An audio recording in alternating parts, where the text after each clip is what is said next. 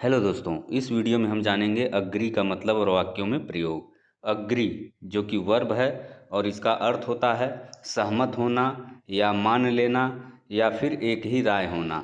यानी कि अग्री का प्रयोग तब होता है जब कोई व्यक्ति किसी बात, विचार या सुझाव को सही मानता है या उससे सहमत होता है। अब हम जानेंगे अग्री का वाक्यों में प्रयोग। तो first example, I agree with you, यानी मैं तुमसे सहमत हूँ। तो यहाँ पर आई अग्री का मतलब है मैं सहमत हूँ और विद यू का मतलब है तुमसे। इसी तरह से second example, she agreed to help me, यानी वह मेरी मदद करने के लिए मान गई। तो यहाँ पर सी अग्रीड का मतलब है वह मान गई और टू हेल्प मी का मतलब है मेरी मदद करने के लिए। इसी तरह से third example, they agree on this issue, यानी वे इस मुद्दे पर सहमत हैं। तो यहाँ पर दे अग्री का मतलब है वे सहमत हैं और ऑन दिस इशू का मतलब है इस मुद्दे पर।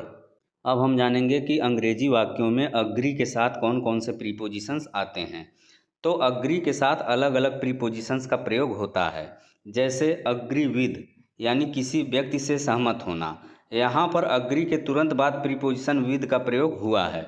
इसी तरह से अग्री टू, यानी किसी प्रस्ताव या योजना को मान लेना। यहाँ पर अग्री के तुरंत बाद प्रीपोजिशन टू आया है। इसी तरह से अग्री ऑन, किसी मुद्दे पर सहमति बनाना। यहाँ पर अग्री के बाद प्रीपोजिशन ऑन आया है। तो फ्रेंड्स, ये था आज का वीडियो।